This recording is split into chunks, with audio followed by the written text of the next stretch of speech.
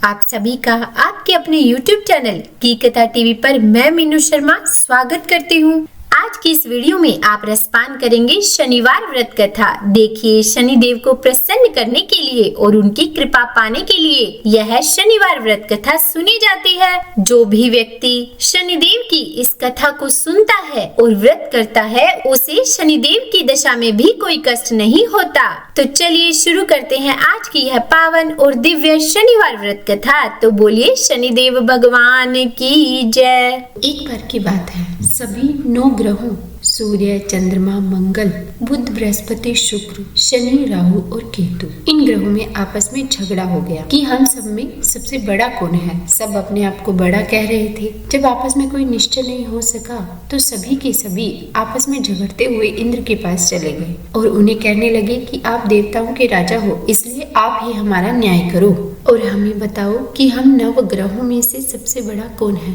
राजा इंद्र इनका प्रश्न सुनकर घबरा गए और कहने लगे कि मुझ में यह सामर्थ्य नहीं है कि मैं किसी को बड़ा या छोटा बताऊं। मैं अपने मुख से कुछ नहीं कह सकता। हाँ, एक उपाय हो सकता है। इस समय पृथ्वी पर राजा विक्रमादित्य दूसरों के दुखों का निवारण करने वाला है, इसलिए आप सभी मिलकर उन्हीं के पास जाइए। ऐसा वचन सुनकर सभी ग्रह देवता चलकर मृत्युलोक में राजा विक्रमादित्य की सभा में जाकर उपस्थित हुए और अपना प्रश्न राजा के सामने रख दिया। राजा उनकी बात सुनकर बहुत ही चिंता में पड़ गए, क्योंकि उन्होंने सोचा कि मैं अपने मुख से किसको बड़ा और छोटा बताऊं। जिसको भी छोटा बताऊंगा वही क्रोध करेगा। परंतु उनका झगड़ा निपटाने के लिए उनके दिमाग में एक युक्ति आई। उन्होंने सोना, चांदी, कांसा, पीतल, शीशा, रांगा, जस्ता, अभ्रक और लोहा 9 धातुओं के 9 आसन बनवाए। सब आसनों को क्रम से, जैसे सोना सबसे पहले और लोहा सबसे पीछे रखे गए। इसके बाद राजा ने सब ग्रहों से कहा कि आप सब अपने अपने आसनों पर बैठिए। जिसका आसन सबसे आगे है वह सबसे बड़ा और जिसका आसन सबसे पीछे है वह सबसे छोटा होगा, क्योंकि लोहा सबसे पीछे था और वह शनिदेव का आसन था। इसलिए शनिदेव ने समझ लिया कि राजा ने उन्हें सबसे छोटा बना दिया है। इस पर शनि को बड़ा ही क्रोध आया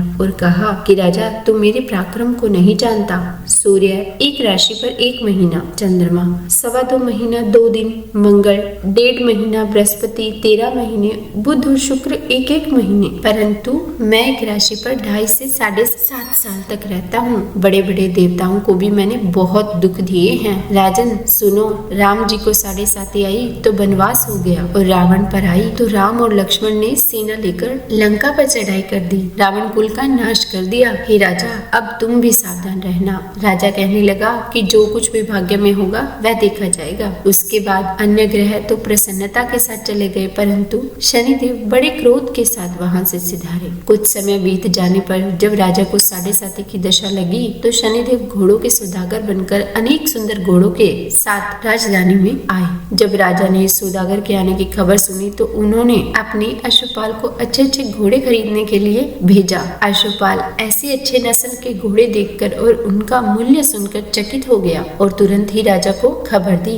राजा उन घोड़ों को देखकर एक अच्छा सा घोड़ा चुनकर सवारी के लिए चढ़ गया। राजा के घोड़े की पीठ पर चढ़ते ही घोड़ा बहुत जोर से भागा और बहुत दूर तक एक बड़े जंगल में जाकर राजा को छोड़कर अंतर्ध्यान हो गया। इसके बाद राजा अकेला जंगल में भटकता रहा। बहुत देर के बाद राजा ने भूख और प्यास से दुखी होकर भटकते भटकते एक ग्वाले को देखा। ग्वाले ने राजा को प्यास से व्याकुल देखकर पानी पिलाया। राजा की उंगली में एक अंगूठी थी, वह उसने निकाल कर प्रसन्नता के साथ ग्वाले को दे दी और शहर की ओर चल दिया। राजा जब शहर में पहुंचा तो वहाँ एक सेठ की दुकान पर जाकर बैठ गया और अपने आप को उसने उज्जैन का रहने वाला तथा अपना नाम उसने वीका बताया। सेठ ने उसको एक कुलीन मनुष्य समझकर जलादी पिला दिया। भाग्यवश उस दिन सेठ की दुकान पर बहुत बिक्री हुई। तब सेठ उसको भाग्यवान पुरुष समझकर भोजन कराने के लिए अपने साथ अपने घर ले गया और उसको एक कमरे में बिठा दिया। भोजन कराते समय राजा ने आश्चर्य की एक बात देखी कि खूंटी पर हार लटक रहा है और वह खूंटी उस हार को धीरे धीरे निगल रही है और जैसे जैसे राजा ने अपना खाना समाप्त किया वैसे वैसे वह खूंटी हार निकल गई। भोजन के बाद कमरे में आने पर जब सेठ को कमरे में हार न मिला तो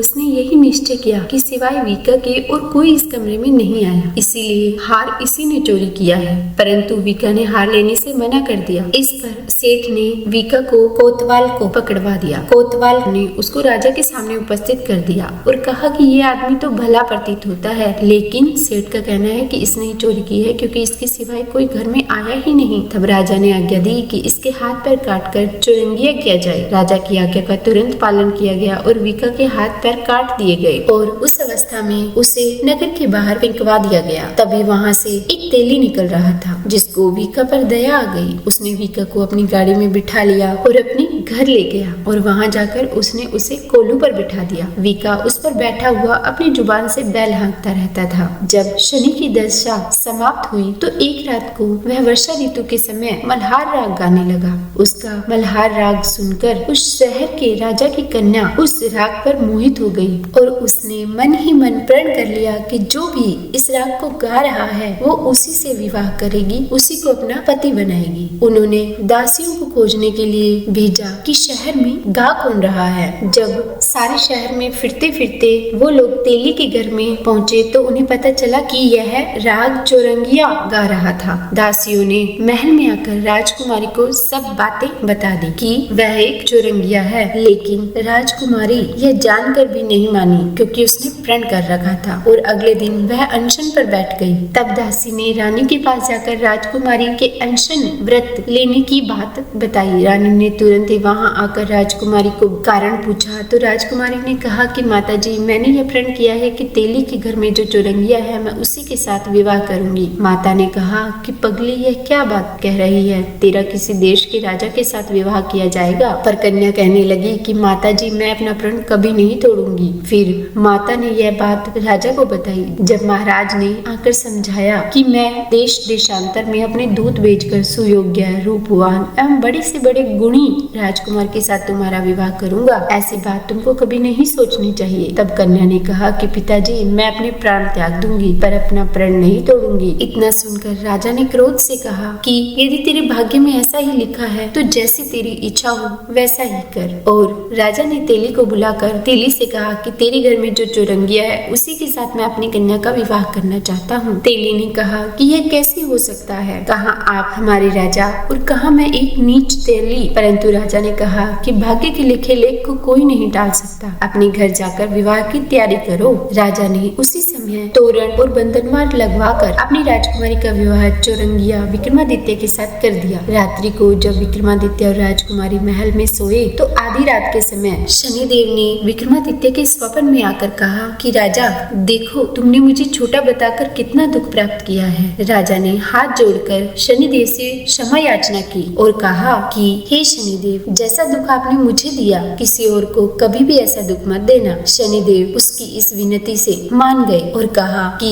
तुम्हारी ये प्रार्थना मैं स्वीकार करता हूँ। जो भी मनुष्य मेरी कथा सुनेगा या कहेगा उसको मेरी दशा में भी कभी किसी प्रकार का दुख नहीं होगा और जो नीति ही मेरा ध्यान करेगा तथा चींटियों को आटा डालेगा उसकी सारी मनोकामनाएं पूर्ण होंगी। इसके बाद शनिदेव ने राजा को हाथ पैर भी वापस दे दिए और अंतर्ध्यान हो गए। अगले दिन सुबह जब राजकुमारी की आंख खुली तो वह राजा के हाथ पांव देखकर आश्चर्यचकित हो गई। तब राजा ने राजकुमारी को अपना समस्त हाल कहा कि मैं उज्जैन का राजा विक्रमादित्य हूँ। यह बात सुनकर राजकुमारी बहुत ही प्रसन्न हुई। फिर यह बात राजकुमारी ने जाकर अपने पिता राजा से कही और यह बात पूरी नगरी में फैल गई। जब यह बात सेठ ने सुनी तो वह विक्रमादित्य के पास आया और उनके पैरों में गिरकर क्षमा मांगने लगा। तब राजा ने कहा कि यह सब शनिदेव के कोप का प्रभाव था और इसमें किसी का कोई दोष नहीं है। सेठ ने निवेदन करते हुए कहा कि मुझे शांति तभी मिलेगी जब आप मेरे घर चलकर पुनः भोजन करेंगे। राजा ने कहा जैसे आपकी मर्जी वैसा ही करो। सेठ ने अपने घर जाकर अनेक प्रकार के सुंदर भोजन बनाए और राजा विक्रमादित्य को प्रीतिभोज दिया और उन्हें उसी कमरे में बिठाया। जिस समय राजा विक्रमादित्य भोजन कर रहे थे तो एक अत्यंत आश्चर्य की बात सबको दिखाई दी कि जो खूंटी पहले हार निगल गई थी वह अब हार उगल रही है और जैसे जैसे भोजन समाप्त हुआ खूंटी पर हार वैसे का वैसा वापस आ गया। तब सेठ ने हाथ जोड़कर फिर से क्षमा याचना की और बहुत सी मोहरें राजा को भेंट की और कहा कि मेरी श्री कंवरी नामक एक कन्या है, आप उसके साथ पानी ग्रहण करें। इसके बाद सेठ ने अपनी कन्या का विवाह राजा के साथ कर दिया और बहुत सा दान और दहेज दिया। इस प्रकार कुछ दिनों तक वहाँ निवास करने के बाद विक्रमादित्य ने शहर के राजा से कहा कि अब मेरी उज्जैन जाने की इच्छा है। और फिर राजा विक्रमादित्य राजकुमारी मन भावनी और सेठ की कन्या श्री कंवरी तथा अनेक दास दासी रथ और पालकियों सहित वहाँ से विदा होकर उज्जैन नगरी की तरफ चल पड़े। जब शहर के निकट पहुँचे तो नगर वासियों ने राजा के आने का संवाद सुना तो सारी प्रजा उनकी अगवानी के लिए आई। तब बड़ी प्रसन्नता से राजा अपने महल में पधारे और सारे शहर में बड़ा भारी महोत्सव मनाया गया। रात्रि को दीपमाला की गई। अगले दिन राजा ने शहर में यह घोषणा करवाई कि शनि देवता सभी ग्रहों में सर्वोपरि हैं। इनको मैंने सबसे छोटा बताया, इसी से मुझे यह दुख प्राप्त हुआ। तब से सारे राज्य में शनिदेव की पूजा और कथा नियमित होने लगी। सारी प्रजा के बीच खुशी और आनंद का वातावरण बन गया तथा राजा और प्रजा अनेक प्रकार के सुख भोगने लगी। तो हे शनिदेव महाराज, अगर इस कथा को पढ़ने, सुनने या हुंकारा भरने में हमसे कोई गलती हो गई हो तो हमें क्षमा कीजिएगा। बोले शनिदेव महाराज की जय।